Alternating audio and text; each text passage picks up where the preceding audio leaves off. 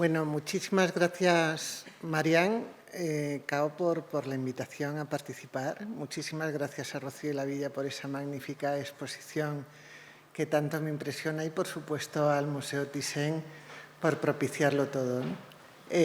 Muchas gracias por venir y bueno, lo que voy a hacer es compartir una pasión ya muy antigua que tengo yo tengo artistas de cabecera, ¿no? Pues Marie Blanchard, ella quería ser francesa. Es una de las razones de que considere que es una mujer que estaba en otro tiempo del que le tocó estar. Pues compartir la pasión que tengo por Marie Blanchard es un poco el intento que voy a hacer, ¿no? Bueno, Marie Blanchard nace en Santander, en una familia librepensadora. Su abuela había fundado un periódico, La Abeja Montañesa, y su padre fundó otro, El Atlántico, y ambos eran librepensadores.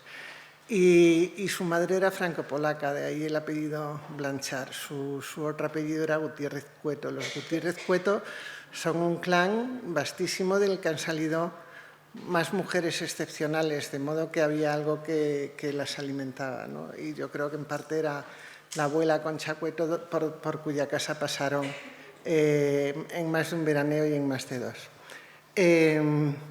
Pero hay algo muy importante en la vida de María, y yo creo que en la vida de todas las artistas mujeres.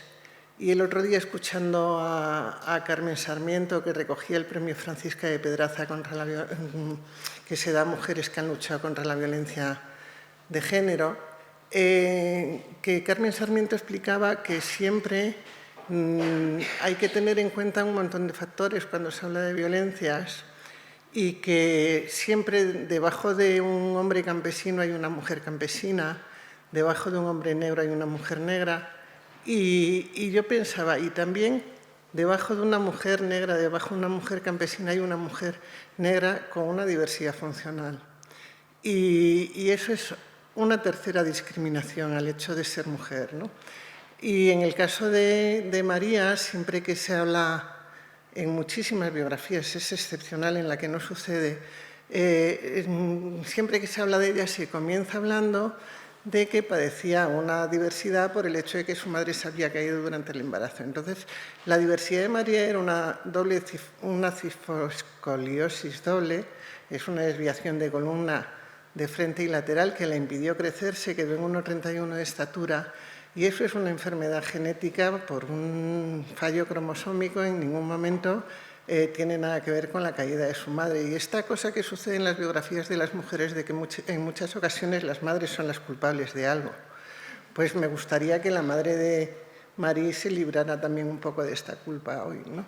Pero es verdad que las mujeres somos cuerpo, y como decía Simone de Beauvoir, es el cuerpo que es uno de los elementos esenciales de la situación que ocupamos en este mundo. Pero en el caso de María, era un cuerpo dolorido que a mí me parece impresionante los tamaños de lienzos que manejaba y cómo consigue viajar y llevar una vida con alegría, una vida tremendamente interesante y diversa.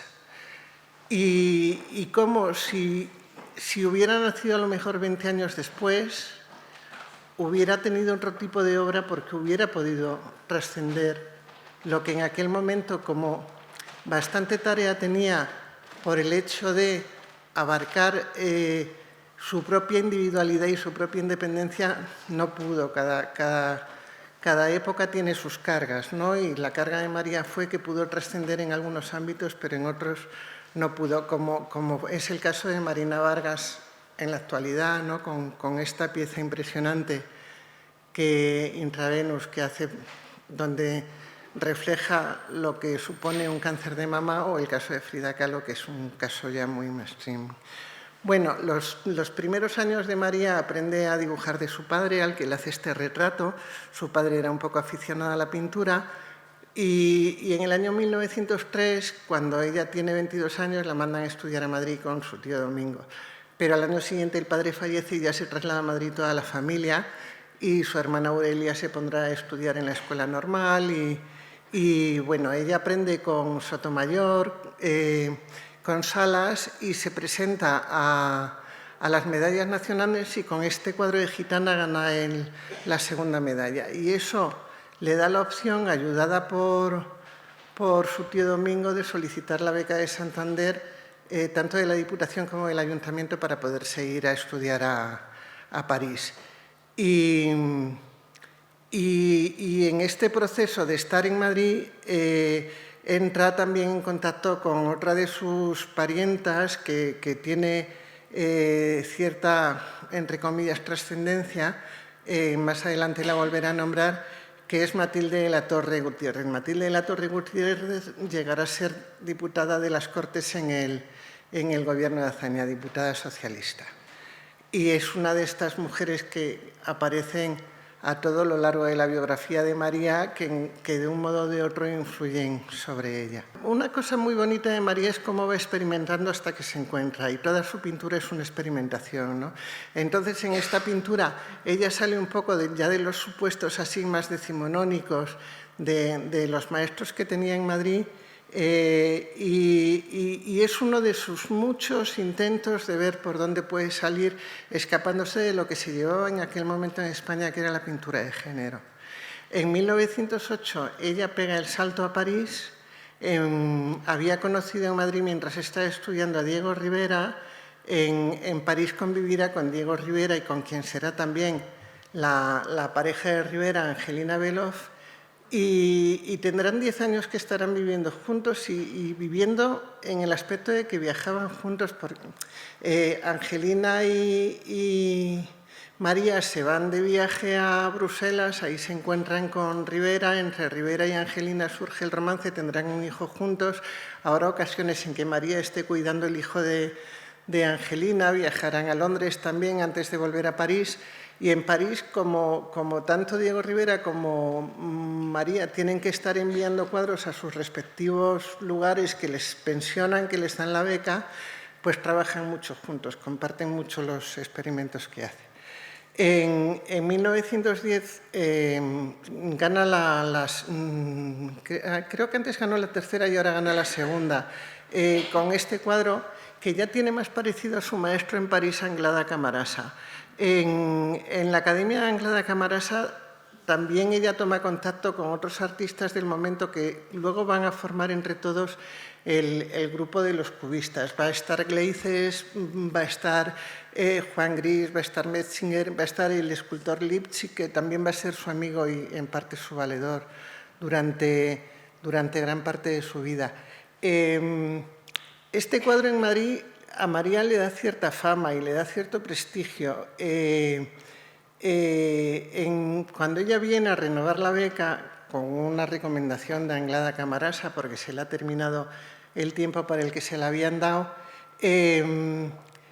vienen unos meses que van a estar por Mallorca, y viene acompañada de Diego Rivera y del escultor Lipchitz, que eran un poco los que habían hecho su pequeña pandilla en Montmartre y con los que trabajaban juntos. Ya habían pasado unos días en la casa de Juan Gris y ya había cierta idea de cómo iban a trabajar juntos. Sí, en el momento en que están en Mallorca, en 1914, empieza la Primera Guerra Mundial, y eso provoca que haya todo un éxodo de estas mujeres que están dentro de la Escuela de París, que eran bastantes, aunque de algún modo no estaban en contacto unas con otras, porque la idea de la mujer artista entonces era más una creación más independiente, porque las que vamos a ver sí que se cruzan sus vidas en muchos momentos, pero no llegan ni a trabajar juntas ni a intimar, ¿no? Sonia Delaunay trabaja con Robert Delaunay, trabaja con su suegra. Sonia Delaunay se va a quedar en Madrid, no va a volver a París, va a abrir una tienda en la que diseña ropa. Y bueno, Sonia ha tenido varias exposiciones. Yo creo que es una mujer súper interesante para seguir su biografía y todos los cambios que ella introdujo de cómo estudiaba el color, porque todas ellas están buscando, es un momento súper interesante en Francia, todos los sismos, ¿no? Por esa búsqueda que hay de lo nuevo, de qué se puede conseguir con la teoría del color, ese análisis constante que hacen, sobre todo al principio, todos y cada uno de ellos. Y Sonia, junto con Robert, pero sobre todo Sonia, genera toda una teoría del color que es tremendamente interesante, aparte de los diseños que logra. También Alice Bailey pasa por París y pasará por Madrid en esos años, pues eso, cuando está la Gran Berta bombardeando París. Luego ya seguirá Suiza, aunque mantendrá el apartamento en París. Y Alice Bailey está experimentando mucho con lana sobre la tela y está pintando en lo que ahora llamaríamos las artes textiles, que entonces se consideraba un arte menor. También merodea el cubismo, un cubismo más intuitivo que el que podían estar utilizando el grupo de Juan Gris, de Marie Blanchard y de Lipschitz, que era un cubismo muy sintético, muy analítico, muy trabajado y muy estudiado. Y, por supuesto, Olga Sakharov, que también se van a cruzar, pero Olga Sakharov se queda en Barcelona y hará el resto de su vida en Barcelona, y Natalia Goncharova. Todas ellas tenían pareja. Marie no tenía pareja. Marie sí que es verdad que se movía tanto por Montmartre como por Madrid. En la tertulia del Pombo estuvieron mucho, con Diego Rivera y con Angelina, pero sobre todo se movía, y era una caricatura, porque Diego Rivera era un hombre de 1,80 y Marie Blanchard era una mujercita de 1,31, ¿no? Entonces, y luego Diego Rivera era un hombre muy gigantón. Pero en la tertulia del Pombo toma en contacto con Gómez de la Serna, que la seguirá toda la vida y además será uno de los que escriba sobre ella y la potencie, y uno de los responsables de que la figura de Marie Blanchard trascienda. Y bueno, generan contactos también con Gerardo Diego que les van a durar toda la vida, ¿no? También Mary Laurencin, pero de algún modo lo que os quiero reflejar con esto es la diferencia de Marie Laurencin, Sonia Delaunay, Olga Sakharov. Ellas todas tenían pareja y se mueven con los maridos. En un momento en que en España las mujeres no teníamos ciudadanía, no teníamos individualidad, teníamos que conseguir los permisos del padre, del hermano, del marido para poder tener un pasaporte, para poder salir o entrar del país. María necesitaba la autorización de su tío Domingo, aunque esto no es algo que se refleje, pero sabemos que es así como tenía que ser. Entonces, la capacidad de María de, a pesar de no tener esa, entre comillas lo digo, solidez de un compañero de vida que vaya siempre contigo y te vaya resolviendo determinadas, pues las cosas que te da la ciudadanía, a pesar de eso lo consigue, con lo cual a mí me parece que tenía una fortaleza especial y desde luego era como un pequeño milagro. Bien, en 1915 de algún modo es como si finalizaran sus años de preparación, sus años de estudio. Ha estado en París con Anglada Camarasa, sobre todo, también ha pasado por la Academia Viti, ha tenido un par de maestros más, se ha encontrado con Diego Rivera, se ha encontrado con Angelina Beloff, ya ha pasado por el grupo de Ceret de un modo muy breve, pero ya ha tomado contacto con lo que van a ser luego sus compañeros del cubismo y ya ha consolidado esta amistad que de algún modo es familia, ¿no? Tanto Juan Gris como su esposa Josette. Hay un momento más adelante en que ella firma con Rosenberg y es Juan Gris quien le lleva a la cama porque ella está con fiebre después de haber cuidado a Josette, que tenía una gripe, ¿no? Y firma ahí con griposa, pero es Juan Gris quien... Y esto lo cuentan entre las cartas de ellos. Entonces, en 1915, que están en Madrid, Ramón Gómez de la Serna les organiza esta exposición. Son cuatro artistas que participan. De estos 4 artistas, los que nos interesan hoy son María y Diego Rivera. Entonces, Ramón Gómez de la Serna le había pedido a Rivera que le hiciera un retrato y este es el retrato magnífico que Rivera le hace. Es un cuadro que yo considero extraordinario. Y María presenta este desnudo y también La Dama del Abanico, que luego La Dama del Abanico aparece fechado en 2016-2017, pero En la foto que hay a continuación ya se intuye, lo que pasa que es una foto en blanco y negro mala. Bueno, la exposición es un escandalazo en Madrid, un Madrid que entonces era bastante conservador, que todavía no... Es la primera exposición cubista que se hace y está rompiendo absolutamente con todos los patrones de lo que es la pintura decimonónica, que era una pintura de tradición y era una pintura de historia. Entonces, la dicen de todo. De este cuadro, que es... No podemos saber muy bien cómo era porque solo lo he visto en blanco y negro.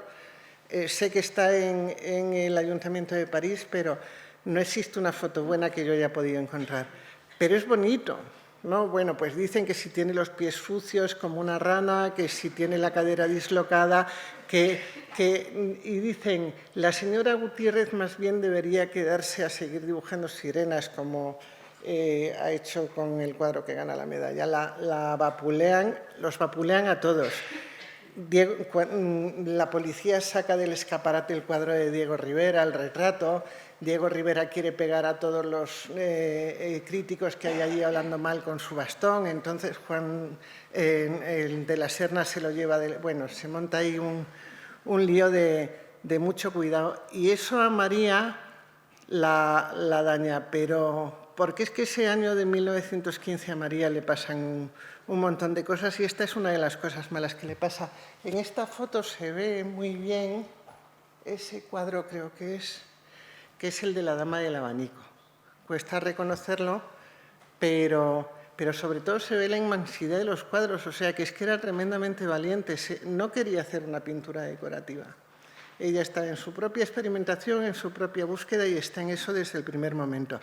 Con lo poco que había del cubismo, es verdad que Braque y Picasso ya habían hecho su parte de cubismo sintético y ya habían roto moldes, pero es en 1916 que Picasso muestra a las señoritas d'Avignon y ella ya está atreviéndose, o Ramón Gómez de la Serna es el que se atreve, o entre los tres, ¿no?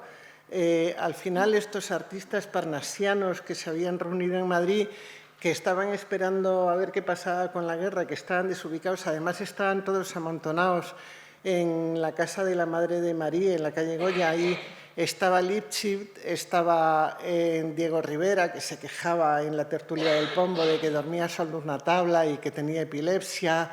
Y pues de algún modo se habían hecho fuertes entre ellos, pero es que María estaba ahí y recibía esa fortaleza un tiempo que también la daba, ¿no? Estos son los dos cuadros que salen de ese tiempo. Salen más cuadros de ese tiempo en Madrid, pero estos son dos de ellos. Yo creo que este es el que está en la exposición de los pintores que hace Gómez de la Serna y el otro es el que está en el Reina Sofía. Y la verdad que son dos cuadros extraordinarios, pero es que es su obra cubista temprana y ella ya tenía esto en la cabeza y ya estaba en su propia búsqueda. Eso me gustaría muchísimo que quedara destacado.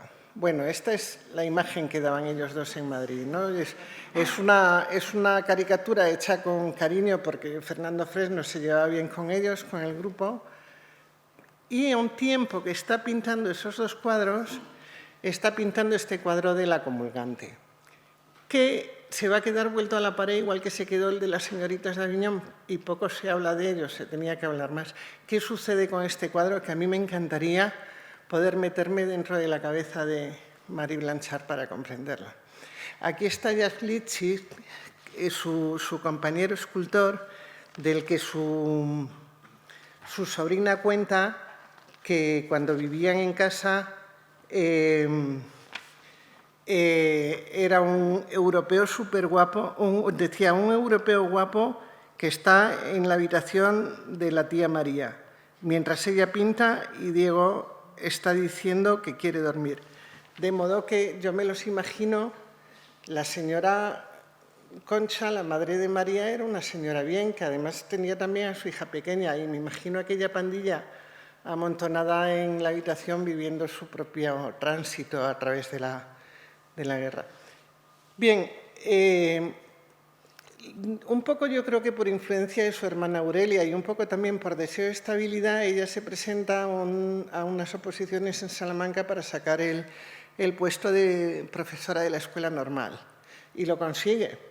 Y se va a Salamanca y en Salamanca solo dura 4 meses. Es tal la crueldad con que la tratan que decide que se va de España y que nunca más quiere volver a España. Y hasta el punto de que quien da la renuncia de su hermana es su hermana Aurelia, que sí que llega catedrática de Pedagogía en la Universidad de Granada, que había estado enseñando en Tetuán y en Melilla primero y que al final termina en Granada.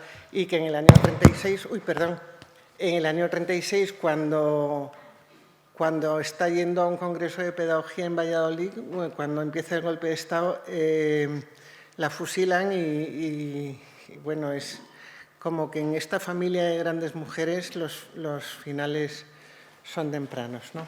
Entonces, en su tercer viaje a París, es ya su viaje definitivo, hacen este grupo que van a ser, se van a ir a un lugar de Francia que se llama Boulier, porque Juan Gris era un hombre que tenía muchos problemas respiratorios. Yo leyendo su correspondencia me gustaría así un punto de vista médico, ¿no? Porque yo creo que tenía problemas o de asma o de alergias o algo. El tema es que tenía mucho problema respiratorio y se pasaba la vida huyendo de París. Entonces consiguen esta casita en Boulier y sucede un poco lo mismo que en Ceret, lo mismo que sucedió en la calle Goya, en casa de la Madre de María, ¿no? Que acaban todos allí amontonados y acaban todos pintando juntos. Y ahí va Gleises, ahí va Lipschitz, ahí Huidobro tendrá uno de sus hijos. Va María no aparece en la foto, María debiera estar en esta foto, a lo mejor es hasta quien la hace. Y se dedican a estudiar lo que es el cubismo, entendiendo este cubismo analítico que aspira a ser la verdad absoluta en pintura. Explicar así en 2 pinceladas el cubismo es muy complicado, pero Baudelaire tenía una explicación, y voy a citar así de memoria porque soy una atrevida, que decía que un cuadro como objeto, todo lo más podía ser una bandeja, que sin embargo la escultura de una silla, nadie sabría que es una escultura si el vigilante de la sala no decía que eso era una escultura. Entonces, que en el momento en que un cuadro estaba colgado en una pared ya se estaba como relatando una mentira, ¿no? Se utilizaba la perspectiva que daba como otra dimensión.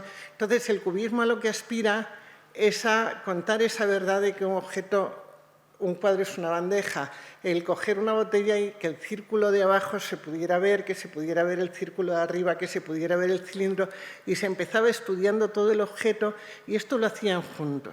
Todo este proceso lo estuvieron haciendo en Boulier y en París, discutiéndolo, cómo podían, y en muchos casos ponían el mismo bodegón, y eran los 4, porque Lipschitz también lo hacía, aunque lo hacía en 3 dimensiones, estaban todos trabajando sobre el mismo tema, por eso hay tanta confusión en algunas ocasiones de las obras de uno con otros y por eso hay los parecidos.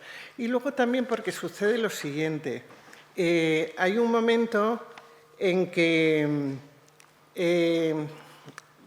bueno, con la guerra, el marchante de Juan Gris era Capdeviller y con la guerra tiene que cerrar, Capdeviller era judío, tiene que cerrar su galería y el Estado francés le requisa los cuadros. Y eso inicia como toda una operación en la cual los hermanos Rosenberg, que eran un poco, entre comillas, digo esto que no se debe decir, los competidores de Capdeviller, le ocupan un poco la parte del mercado hasta el punto de que cuando el Estado subasta las obras que tenía Capdeviller, Leon Rosenberg compra las obras de Capdeviller. O sea que hay, voy a decirlo, mucha movida especulativa en torno a los cuadros del cubismo.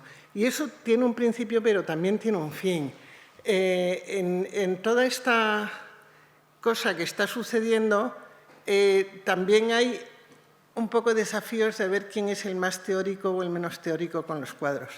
Pero es verdad que hay un momento en 1918 que un poco gracias a la intermediación de Juan Gris, Rosenberg le hace un contrato. Entonces ella por fin hace su primera exposición y como podéis ver, su obra cubista es absolutamente extraordinaria. Es de un rigor y una seriedad, y hay un auténtico interés en analizar el color, en analizar la composición, en ver cómo funciona el número dorado, me sale la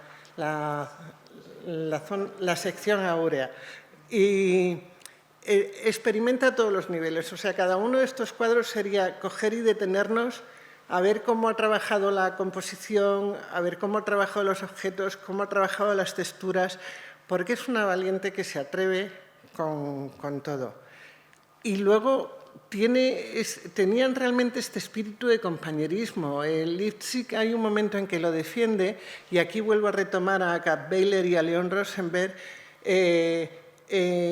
Kappweiler era muy de Juan Gris. Es verdad que Juan Gris fue el cubista puro, que solo hizo cubismo y solo hizo cubismo. O sea, Juan Gris, desde el momento en que empieza a pintar, antes había hecho dibujos para cuadros y tal, pero en el momento en que empieza a pintar, solo pinta cubista, y es como el más de los cubistas, verdaderamente, y ese mérito yo no se lo puedo quitar. Y Kappweiler era muy de Juan Gris, y en su correspondencia se ve que había ahí una homoerótica extraordinaria y que se querían. Y Kappweiler, aprovechando este tiempo muerto que le concede la guerra, porque tiene que estar en Suiza y esperando a ver qué pasa con sus cuadros, si recupera o no recupera, escribe una biografía de Gris que publicará en el 44. Cuando publica esta biografía dice, bueno, nombra a una serie de cubistas, a Gleitzer, a Metzinger, a Juan Gris, que por supuesto era el más grande, porque además era el suyo. Nombra a Picasso y a Braque, porque a Picasso y a Braque había que nombrarlos. Y María dice que iba un poco a la zaga, que de algún modo le copiaba a Gris. Y ahí Leipzig, que era el único que quedaba vivo, porque María y Juan Gris ya habían fallecido, escribe, y además lo escribe en público, que trabajaban juntos, que lo que hacían era creación colectiva. Y explica cómo lo hacían y defiende a su amiga. Y llega a denunciar ese cuadro, no lo pintó Juan Gris, lo pintó María, porque es que hasta habían cambiado la firma. El cuadro de la Dama del Abanico es el primer cuadro que María firma como Marie Blanchard. Los cuadros anteriores los había firmado como M. Gutiérrez, porque ella era María Gutiérrez Cueto Blanchard.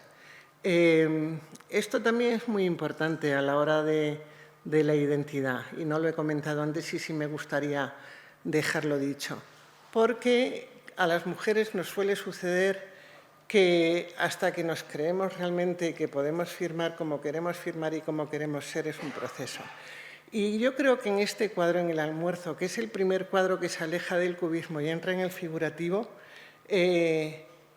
María ya tiene claro que quiere hacer otra cosa. También es verdad que hay una vuelta al orden que se llama, en el París de después de la guerra, todo este movimiento especulativo con el cubismo tuvo un principio, tuvo un final, ya no se venden tanto los cuadros cubistas, y ella presenta este cuadro que había pintado en 1915 a la exposición de los Independientes, al Salón de los Independientes, y triunfa, tiene un éxito de crítica extraordinario. Lo relacionan con lo naif, lo relacionan con lo surrealista, lo relacionan con lo simbólico. La verdad que este cuadro es de una unicidad, es único. Yo no sé de dónde ella pudo recoger sus referencias. Es verdad que hay algo de todos sus maestros, pero también hay algo muy propio. Pero este cuadro repercute sobre todas nosotras, las mujeres españolas, de una manera muy extraña y muy especial. Y es que en el año 1944, María de Campoalange, que era una noble española de alcurnia, que si les interesa el tema, búsquenla porque tiene una vida muy interesante y tiene escritos un par de libros autobiográficos donde explica cómo llega a ser como es, se encuentra con una exposición póstuma en París y se encuentra con este cuadro de La comulgante y le impacta de tal modo que quiere saber más de esa artista. Ya María Blanchard le había escrito una biografía a su alumna, la madre de su alumna, Rivière, pero María de Campoalange hace una muy buena investigación, incorpora las cartas de Juan Gris y muchas láminas de sus cuadros y y publica el libro. Prácticamente hace autoedición porque nadie se lo quiere publicar. Lo habla con Eugenio de Ors, lo habla con Ortega y Gasset y dicen que lo autopublica.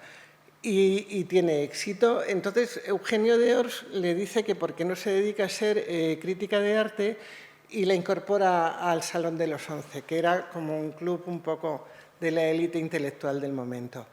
Y la condesa de Campolange dice que ella, crítica de arte, no, pero que sí que está pensando en la cuestión de la mujer y publica La secreta guerra de los sexos meses antes de que se publique El segundo sexo en París por Simone de Beauvoir. Obviamente no tiene la categoría del segundo sexo porque Campolange no era filósofa, no tenía estudios. Pero bueno, ahí coloca la cuestión de la mujer. Pero a ella le impresiona tanto la vida de Marie Blanchard que se dedica a rescatar otras artistas sin ser crítica de arte. Hace la biografía de Pepi, no me acuerdo ahora el apellido, Pepi, ya me acordaré. Y bueno, hace la biografía de varias mujeres y nunca va a soltar ese recorrido de visibilización. Acaba juntando en su casa, porque la asociación estaba prohibida en aquel momento, a profesoras universitarios y acaban organizando el Seminario de Estudios a la Mujer, que es el antecedente del Instituto de las Mujeres. Es muy posible que si María de Campolange no hubiera estado en esto, cuando llegó el momento de la transición no se hubieran podido montar las jornadas de la mujer que se montaron en el año 75, porque ella, o sea, nos afecta de algún modo este encuentro Marie Blanchard, María de Campolange. Bien, ella tiene una alumna en el año 22 que es Jacqueline Rivière, que era muy religiosa y que profesa monja, pero que hará una amistad con sus padres, que le vendrá muy bien porque el padre era el editor de la Nueva Revista Francesa, donde le publican libros de sus exposiciones. Tiene este contrato con Rosenberg, con el que hace varias exposiciones, y ya ha pegado este cambio del cubismo a este figurativo que alguien llama figurativo mágico, realismo mágico, hay quien lo llama realismo de cristal. Pero es verdad que ya con toda esa formación que tiene el cubismo, donde había estudiado tanto las posibilidades de la pintura, les ha compartido y luego sigue arriesgando porque se meten estas composiciones que son un poco cinéfilas, ¿no? Estos picaos que hace y que los va a repetir con cierta frecuencia. Y al final va encontrando en su propia biografía una emocionalidad que no es muy frecuente y que no es muy normal, que ya estaba de algún modo en aquel retrato que hizo de la española y también estaba un poco en La comulgante, ¿no? Pero yo creo que encuentra un estilo absolutamente personal, absolutamente individualizado y que, bueno, le proporciona los 10 grandes años de éxito que tiene del año 17 al año 27, donde ella no va a parar de trabajar, ¿no? El grupo Sedeman, que es un grupo de artistas belgas, le proporciona un contrato que le dan una pensión, una mensualidad. Hay que decir que María, cuando vuelve a París, vuelve a los estudios que habían dejado abandonados los compañeros artistas. Ella no tenía literalmente dónde caerse. No es hasta el año 22 que ella consigue un estudio en condiciones. Entre tanto, está brujuleando. En el año 22 es cuando hace el contrato con Rosenberg. Y bueno, hace una producción, tiene más de 300 obras. Todavía no hay un buen catálogo, porque el que hay de María José Salazar, actualizado en el año 2004, es que no está ni siquiera editado en condiciones, ¿no? Entonces, realmente el año 31 será el centenario de la muerte de Marie Blanchard y ojalá se hiciera y se creara ya un grupo de estudio suficientemente riguroso y pluridisciplinar para rescatar su correspondencia, que a mí me encantaría el poder acceder a ella. He accedido solo a pequeñas cosas, ¿no? Pero publicar su correspondencia bien trabajada y hacer un catálogo con lo que son sus dibujos. Ella dibujaba mucho, elaboraba mucho el dibujo y además lo utilizaba varias veces. Tiene varias maternidades muy parecidas, porque está claro que utilizaba el mismo cartón. Eso en el catálogo de María José Salazar se ve muy bien. Y bueno, en el año 27, Diego Rivera se va en el año 22 a México. El niño que ha tenido con Angelina Beloff muere de una meningitis. En el año 27 muere Juan Gris, y aunque ella está en este momento de cierto éxito, cae en una tristeza que no consigue, y en la correspondencia se nota, ¿no? Le cuesta la vida. Se ha distanciado muchísimo de otros compañeros porque también hay cierto castigo al hecho de que ella no estuviera dentro de un movimiento, que no se hubiera quedado en el cubismo, ¿no? Y entonces, André Lotte, que es el que le escribe el catálogo anterior para Bruselas, está dentro de un grupo que son un poco conservadores, muy del nuevo catolicismo que hay en París en aquellos años, donde está Massaub después de su conversión. Y entonces, a través de su alumna, de Jacqueline Rivière, y de su madre, pues vive lo que Consuelo Verges, que es también parienta suya y también republicana y también pasa por allí, una feminista importante, dice que en el caso de María era una conversión. María había tenido una educación muy, muy liberal. Es verdad que había tenido discusiones con Concha Espina cuando estaba pintando La Comulgante en la calle Goya, pero el resultado es La Comulgante, que es como un grito de protesta, ¿no? María Campo Alange tiene escrito un párrafo donde habla de la crueldad de los otros niños hacia ella, y luego lo que pasa que a mí eso me parece que es como hasta fácil, ¿no? También Ramón Gómez de la Serna tiene una parrafada donde explica esa figura pequeña y encogida por las calles de Salamanca mientras los niños le dicen. Yo creo que al final, junto al dolor físico, toda esta sensación de soledad, bueno, le hizo a encontrar en este lugar de religiosidad un espacio confortable y de algún modo amoroso, ¿no? Como veis, pinta arriesgando constantemente una nueva composición, un nuevo tema, un nuevo color, juega muchísimo a ver hasta dónde puede y cambia en la medida que lo hace la paleta, ¿no? En estos años se han ido a vivir con ella su hermana Carmen, que se había casado con un diplomático, y llega a París con sus 3 hijas. Llega el diplomático, Carmen y las 3 niñas. En determinado momento Carmen pide refugio en su casa. Yo esto no lo he leído, pero lo he deducido de una carta que escribe con su hermana Aurelia, que sí que me gustaría poderosla leer y la voy a ir buscando mientras os voy contando. El hecho de que estén sus sobrinas por casa, también el hecho de que sus socios de Bruselas tuvieran niños, le permite tener modelos infantiles, y está claro que a ella le gusta. Y esto ella lo cuenta, a ver si esta es la carta que escribe con su hermana en el año 31, ¿no? Y también habla mucho del carácter que tenía María. Dice, con franqueza, eso no hace daño a nadie, pero si algo hará bien a mamá en el estado de ánimo que está, es la frecuentación de un sacerdote bueno y caritativo. He visto cambiar el estado de ánimo de una enferma grave que le dio por la manía de la persecución con 2 palabras de un sacerdote. Vamos, Aurelia, que ya no somos unas chiquillas para estar en dimes y diretes, un poco de calma. Comprendo que llevas una vida dura, pero ¿quién de nosotros no la lleva? Mírame a mí ahora, con todas las dificultades. Esto lo está contando porque Aurelia le está pidiendo que se quede también con su madre, cuando ya tiene a las 3 niñas y a Carmen en casa, ¿no? Dice, si Juan hubiera venido, ay, Aurelia, yo no lo resisto, me hubiera muerto. Olvidáis cómo estoy, enferma. Juan, no lo creas, es un enfermo, pero también un mortificador. Yo no estoy influenciada. En los niños se lee mejor que en todas las historias que los padres puedan contar, porque esa rabia de Juan para mí, por recoger a su familia, y aunque yo me hubiera sobrepasado en mi carta, es que yo no he deshecho yo mi vida para ofrecer un hogar a sus hijos que no lo tenían, Dicen que Juan y Manuel los querían en su casa. ¿Qué te parece esta locura? ¿Con qué dinero iban a comer si Manuel les evitaba?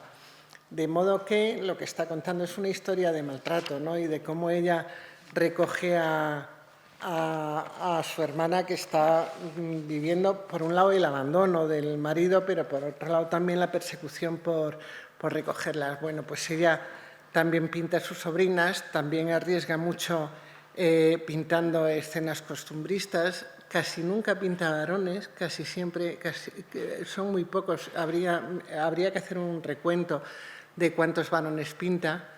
Y su salud, con esta tristeza, con los problemas económicos, se va deteriorando. Ella había arriesgado mucho cuando tiene la casa nueva y consigue un buen contrato, y había hecho como reformas en la casa que tenía alquilada para tener huéspedes, y pensaba que se podía organizar teniendo huéspedes arriba y pintando allá abajo. Y eso, cuando llega su hermana, no solo los huéspedes no le pagan, sino que ella les tiene que mantener. Viene un pariente de Perú, Juan Cueto, que tiene una mujer que es tapicera, y ella les acoge también, y ellos le ayudan un poco a sobrellevar todo esto. Y también esos años Juan Cueto colabora mucho con ella, pero también es Juan Cueto el que le dice a Angélica Beloff que se vaya a México, que en México va a tener muchas más posibilidades de trabajo. Angélica, que ha estado siempre apoyando a María, ha estado trabajando durante 10 años como ilustradora, pero es verdad que era una mujer sola en París y era muy complejo. Entonces Juan Cueto le invita a irse a México, y Angélica Beloff en los siguientes 30 años en México triunfará y tendrá una vida buena, cosa que a María en París le era tremendamente costoso. Finalmente, adquiere cierta, entre comillas, fama.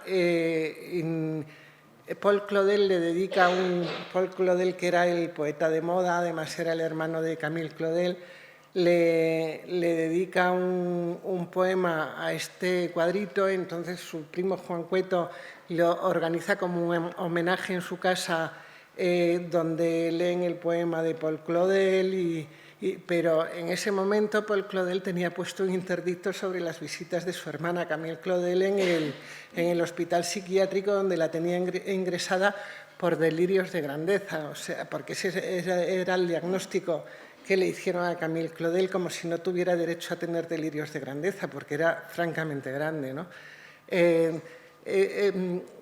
He incluido algunos de los cuadros de la exposición, y esta escultura, no esta versión, pero otra parecida, porque el original es en onix verde, el original está tallado en onix, que es algo impresionante. Pero, de algún modo, cuando yo leí el poema, aparte que a mí Paul Claudel como poeta no me gusta, eso es personal, pero cuando leí el poema dedicado a María, y además el homenaje a María por parte de Paul Claudel, me entró una ira que me costó manejar, porque este ejercicio de a ti te cuido porque eres buena, pero a la otra que no está haciendo la vida que yo quiero que haga no la cuido, digamos que me desagradó profundamente. Bien, y ya termino, que me he pasado 2 minutos y medio, con este retrato fabuloso que le hizo Tora Vega Olmström, que también era otra amiga suya. Es el único retrato que le hacen a María, y que yo creo que contiene toda la fuerza que María tenía, ¿no? Igual que la caricatura hecha por su discípulo, donde se la muestra pintando, que yo creo que es lo que hizo toda su vida. Lo que fue María fue una gran trabajadora, una mujer tremendamente resiliente y, desde luego, sin duda, una avanzada a su época. Afortunadamente, la madre de su alumna escribió su biografía en el 34, afortunadamente le hicieron esta exposición póstuma en el 44, y luego siempre ha habido, cada X tiempo, cierto movimiento de su obra y otra catalogación, la Galería Biosca la movió aquí mucho. Yo me enamoré de ella en el año 81, si no me falla la memoria, cuando vi la exposición que había en lo que era entonces el Museo de Arte Moderno de la Complutense. Me impresionó el cuadro de la convaleciente Yo entonces tenía 20 años y dije, wow, qué capacidad de emocionar, ¿no? Y bueno, aquí en el año 2012 el Museo Reina Sofía también le he hecho una exposición, pero yo cuando voy de visita al Reina Sofía con gente para enseñarle la comulgante es un poco como jugar al topo, a veces está, a veces no está, igual que con el cuadro con el abanico. Y de verdad que Marie Blanchard se merecía un museo para ella sola, se merecía una sala como la que tiene Juan Gris para ella sola. Yo creo que en algunos casos tiene obra mejor que la de Juan Gris, obviamente son diferentes, pero tiene una gran calidad y esa vida de trabajo se merece un reconocimiento que yo creo que en el año 31 que se cumple el centenario es el momento de hacerlo. Muchas gracias.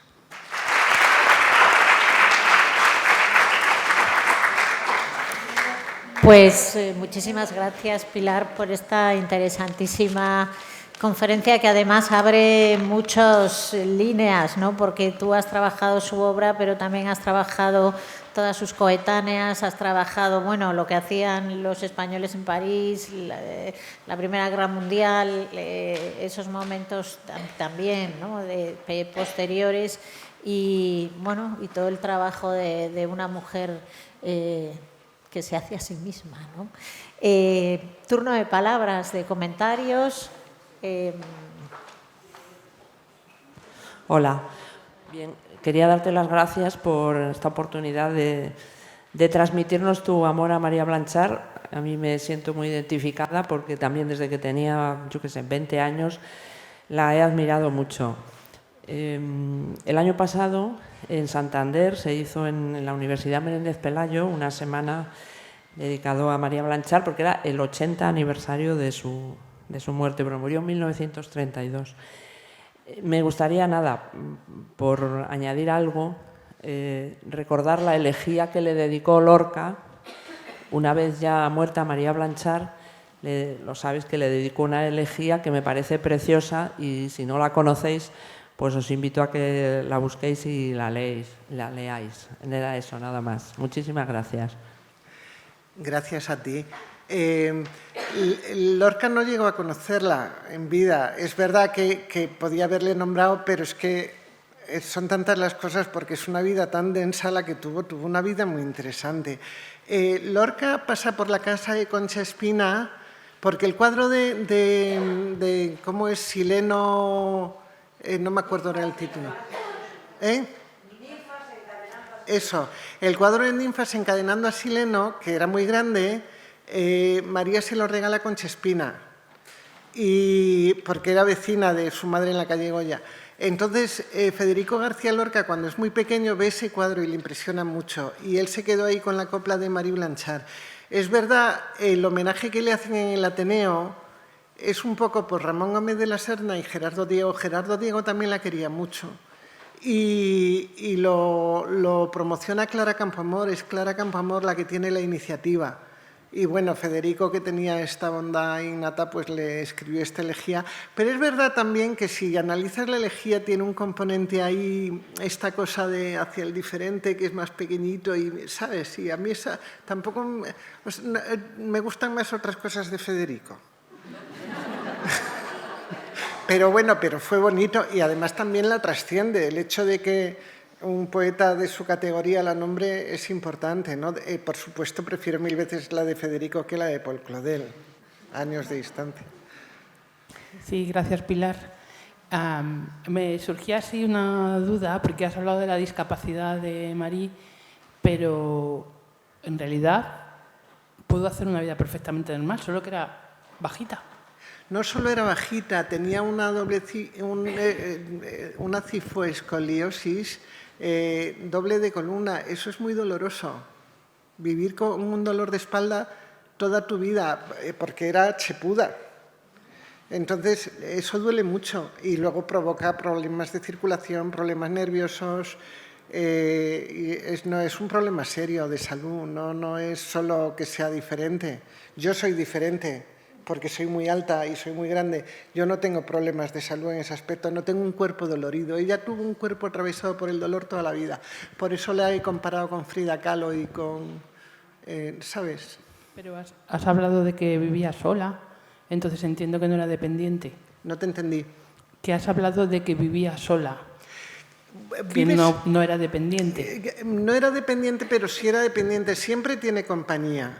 O sea, ella es independiente porque ella es independiente, pero siempre la acompaña Diego, o la acompaña Angelina, o la acompaña su hermana Carmen, o la acompaña su primo. ¿Sabes? Ella siempre tiene compañía, pero es verdad que no era codependiente, que es distinto. Ella era una mujer muy independiente, le gustaba mucho estar sola porque son las pocas...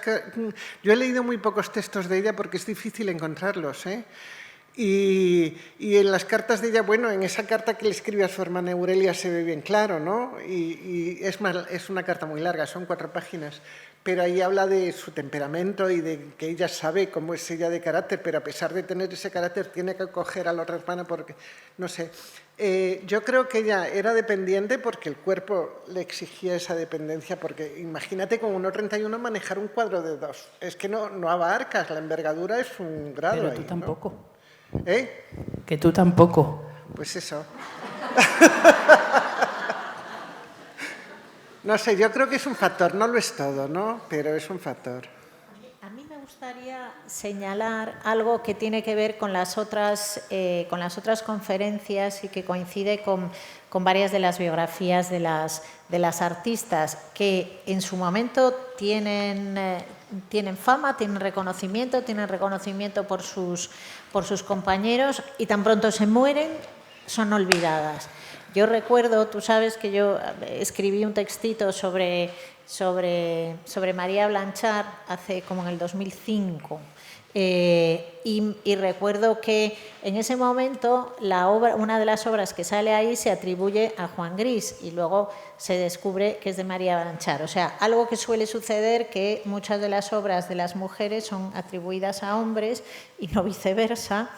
Y luego, incluso sus compañeros que tanto la querían, yo leí los textos de cuando la entierran y leí en el diccionario, me parece que era Espasacalpe, sobre María Blanchard y era: contrahecha de nacimiento, fue una pintora que se dedicó a temas de niños.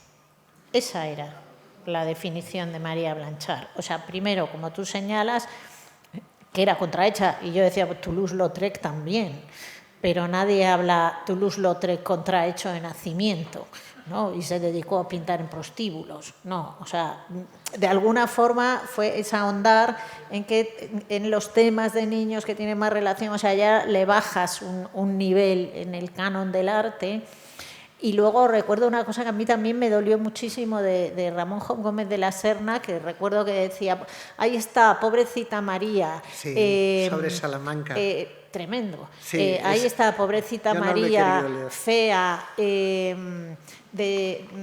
destinada a no despertar amor, encontró en el arte su único amante posible. Caray. Quiero decir que no solamente la obra, sino luego cómo es el relato sobre una mujer que tú haces justamente, la pones en valor. Es decir, una mujer independiente que además de tener una discapacidad y tener un dolor que le atraviesa, no solamente es independiente, sino que además toma la carga de toda su familia. O sea, ella económicamente depende y acoge y va hacia adelante. Pero, sin embargo, el relato es de una jorobada que, mira, como nadie la quería, pues se dedica a pintar, ¿no? Lo tengo aquí. Que es tremendo. Lo tengo aquí literal, es que es una joya, ¿eh? Pero es verdad que yo no lo quería leer, pero lo leo. No, pero sí, creo sí, que en ese sentido también es bueno decir sí, cómo se ha maltratado a las artistas que han tenido fama y han triunfado y han sido valoradas. Y esto desde el cariño, porque Gómez de la Serna la quería. Pues eso. O sea, no, esto es el libro de Alice Miller de Por su propio bien, ¿no? Pues por tu propio bien. Dice, la mujercita cheposa y con gafas, al ver que el porvenir artístico era lento, Pensó opositar a una cátedra en abierto concurso. Se puso radiante y se veía que se ensayaba frente a un espejo de luna para ejercer su cargo de maestra. Se volvió más menuda, se echó hacia adelante y en su rincón del café parecía mirar a los mármoles como si mirase ella los dibujos de sus alumnos. La veíamos en la ciudad de las cuestas pronunciadas, subiéndolas como una arañita negra, pero encerrándose en su casa durante las horas libres para pintar cosas muy superiores a su cargo de enfermera pictórica. Pero ¿qué remedio habría si solo así iba a asegurar su vida? Pasó una temporada en la provincia, pero pronto supimos que María había renunciado a su cargo. ¿Qué había pasado? En la ciudad pura y llena de luz que Umbrels había estado con María como una bruja simbólica para los niños que la seguían y le gritaban por las calles. Pues no, o sea, y así sigue en su moribundia, ¿eh? O sea, es tratar a la mujer como una menor de edad, ¿no? Y eso nos ha sucedido. Es verdad que en el caso de María confluye más cosas, porque también pasa que cuando ella fallece en el 32, su familia intenta traer toda la obra a España. María José Salazar, precisamente en el curso de la Universidad Menéndez Pelayo, contaba que ella había llegado a ver cuadros de María Blanchard debajo de las camas de la familia, ¿no? O sea, que también ahí hubo un intento, porque se los paran en la frontera, porque no habían hecho bien las cosas de aduanas. Entonces, en España estalla la guerra civil, estalla. Y los cuadros no llegan a España. Bueno, hay lío a ese nivel, ¿no?, de querer acaparar, porque había quien pensaba que valía. Pero yo qué sé, es que son tantos los casos, porque estoy pensando ahora en el caso de Esther Ortego, ¿no?, que si no interviene una asociación acaban todos los cuadros en el contenedor porque a nadie le interesan. Todavía a día de hoy, las mujeres de los años 80, las artistas de los 80, ¿dónde están sus obras? ¿Quién las recoge, ¿no? ¿Qué museo quiere obras de mujeres? María Blanchard no está en los libros de texto. Díganme ustedes si no tiene categoría para figurar en los libros de texto al lado de Picasso. ¿Cuál es el problema? Que se ha generado la idea del genio universal.